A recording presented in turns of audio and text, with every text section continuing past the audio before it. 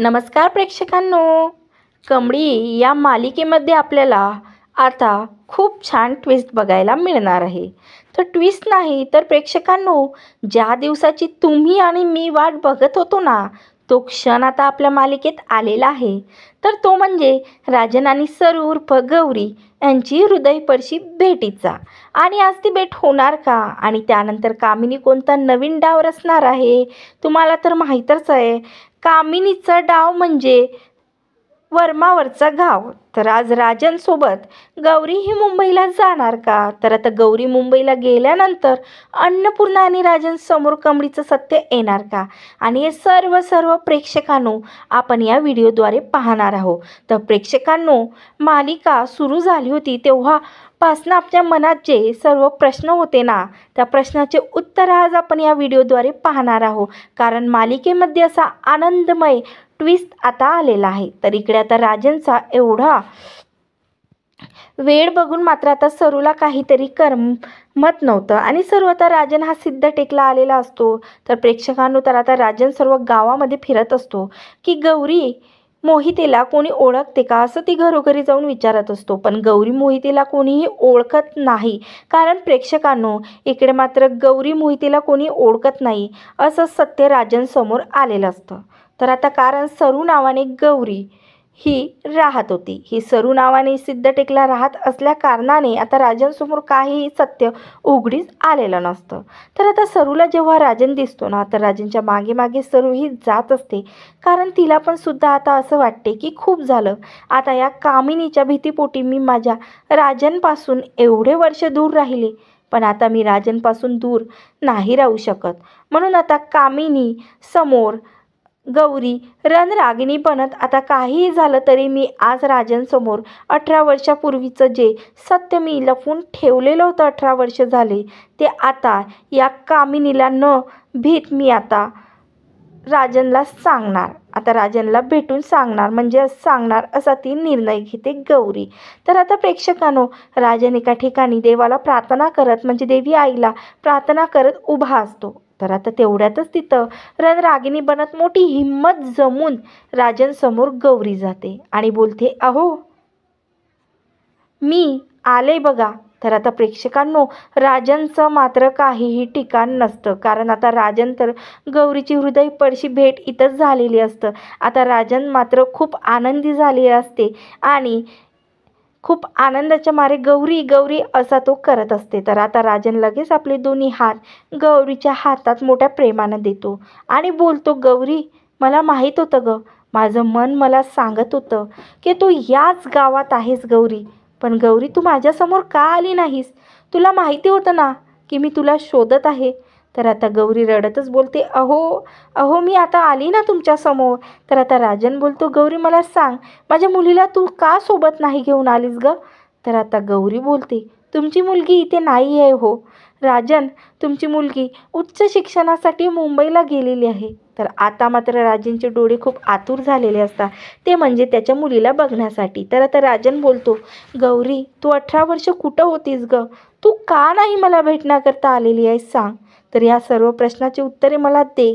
तर आता गौरी बोलते, मी आताच तुम्हाला काही सांगू शकत नाही हो, वेळ आली, कारण आता हे सांगण्याची वेळ नाही आहे. तर आता राजन बोलतो, गौरी तू आताच्या आता बॅग घे आणि आपण अन्नपूर्णा निवासमध्ये मुंबईला आता जाऊ. कारण 18 वर्ष झाली ग, एक एक क्षण माझी आई तुझी वाट बघत आहे आणि तिच्या मोठी नातीची वाट बघत आहे. आता कोणताही वेळ न घालवता आपण आता लगेच मुंबईला जाऊ.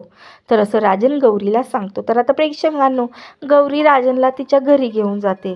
तर आता राजन बोलतो, मी तर इथं आलेलो होतो, तू म्हणजे सरू तर नाहीस ना, म्हणून तू सरू बनून नेहमी चेहरा लपवत होती. पण का असं केलं ग गौरी, तू असं का केलं माझ्यासोबत, असं राजन गौरीला विचारतो. तर गौरी बोलते, मी वेळ आल्यावर तुम्हाला सर्व सत्य सांगणार. तर आता मात्र गौरीला इकडे सिद्ध टेकला रागिनी दिसल्यामुळे आता तिला कळालेलं असतं की आता रागिनी माझ्यापर्यंत आणि कमळीपर्यंत पोचणारच. तर आता त्यापूर्वीच आपल्याला राजनची आणि कमळीची भेट घालून द्यायला हवं असा ती विचार करते. तर प्रेक्षकांनो, आता इकडे राजन बोलते, गौरी आता तर मला माझ्या मुलीची भेट घ्यावीशी वाटते ग. तुझ्याकडे काही फोटो असतील तर मला दाखव ना.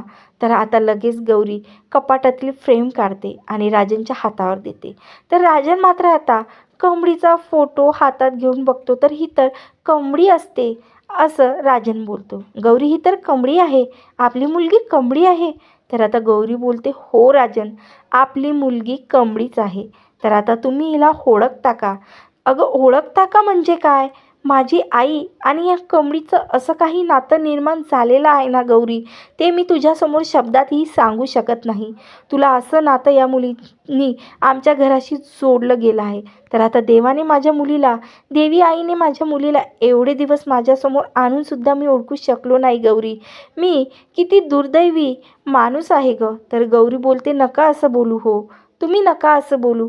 आता आपण काही करून आपल्या या सिद्ध टेकरून लगेच निघून जावं लागणार. आणि माझ्या गौरी म्हणजे माझ्या कोंबडीचे जे वडील आहे, माझी कोंबडी प्रेमासाठी 18 वर्ष झाली झुरत होती ग वडिलांच्या. आता तिला मला हे सत्य सांगावंच लागणार आहे. मुंबईला जाऊन तर आता राजन आणि सरू एका गाडीमध्ये जाऊन मुंबईला जाण्याकरता निघतात. तर इकडे आता मात्र कामिनी प्रेक्षकांनो सरूच्या घरी आलेली असते. तर आता म्हणजे कोंबडीची आई सरू हिच्या घरी आलेली असते. तर आता हिला कोणीही तिथं दिसत नाही, त्यामुळे आता कामिनीचा डाव हा फेल गेलेला असतो. तर आता इकडे राजन गौरीला घेऊन मुंबईला निघालेला असतो.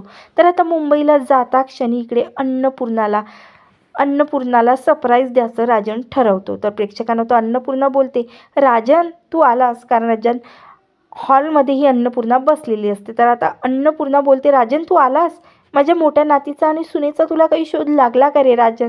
सांग ना, माझं मन इकडे खूप अस्वस्थ होतं रे, आता सांग ना राजन, असं ती बोलते. तर आता आई, आज मी तुझ्यासाठी असं काही सरप्राईज घेऊन आलो आहे ना, तर तू आणि बाबा बघून खूप खुश होतील बघा. तर आता अन्नपूर्णा बोलते, अरे ते सरप्राईज वगैरे सोडून दे रे, मला सांग माझी मोठी नात कुठे आहे? माझ्या मोठ्या नातीबद्दल आणि माझ्या गौरीबद्दल तुला काही माहिती पडलं का? तर आता लगेच राजन बाहेर जातो आणि गौरीचा हात हातात घेऊन तिच्या खांद्यावर हात ठेवून तिला आतमध्ये अन्नपूर्णा निवासमध्ये घेऊन येतो प्रेक्षकांनो. तर आता मात्र अन्नपूर्णाच्या खुशीचा काही ठिकाणाच नसतो. कारण आता अन्नपूर्णाची सून गौरी, 18 वर्षापासून लपून बसलेली गौरी आता कामिनीच्या नाकावर टिचून रणरागिणी बनत आता अन्नपूर्णा निवासमध्ये आलेली आहे. तर आता हे सर्व रागिणी बघत असते. तर आता रागिणीच्या पायाखालची मात्र जमीनच सरकून जाते. तर आता आपली सौतन या घरात काय करते अशी ती मनाशी बोलते. तर रागिणी आता लगेच कामिनीला कॉल करते आणि बोलते की, आई तू कुठे आहेस ग? तर आता बोलते, अगं मी इकडे गौरीला शोधत आहे ना, तुला माहिती आहे ना. आणि काय विचारतेस ग, तू कुठे आहेस असं कोणी विचारते का? मी इकडे उन्हातान्हात त्या गौरीला शोधत आहे की तिकडे तुझा संसार सुखाचा व्हायला पाहिजे. तर आता तेवढ्यातच रागिणी बोलते, अगं माझा सुखाचा संसार सोड आणि तू कुठं शोधत आहेस? सिद्ध टेकले ना. इकडे राजन गौरीला घेऊन अन्नपूर्णा निवासमध्ये आलेला आहे आणि ही अन्नपूर्णा तिचं थाटामाटात गृहप्रवेशसुद्धा करत आहे आणि तू काय ग तिकडे शोधतेस? आता हे सर्व ऐकल्यानंतर रागिणी फोन कट करते आणि सर्व गुंडांसहित आता सिद्ध टेकला असलेली रागिणी मात्र आता कामिनीचा क्रोध मात्र आता अनावर होतो. तर आता ती खूप क्रोधित होते आणि नक्की नवीन काय डावपेच खेळणार आहे आपण पुढील एपिसोडमध्येच पाहू. पण त्या अगोदर इकडे आता मात्र अन्नपूर्णाने गौरीला मिठी मारलेली असते आणि गौरी तू कुठे होतीस ग? माझी मोठी नात कुठे आहे? दाखवून ना गौरी, कुठे आहे? तू सोबत नाही आणलंस का तिला? असं ती इकडे तिकडे शोधत असते अन्नपूर्णा.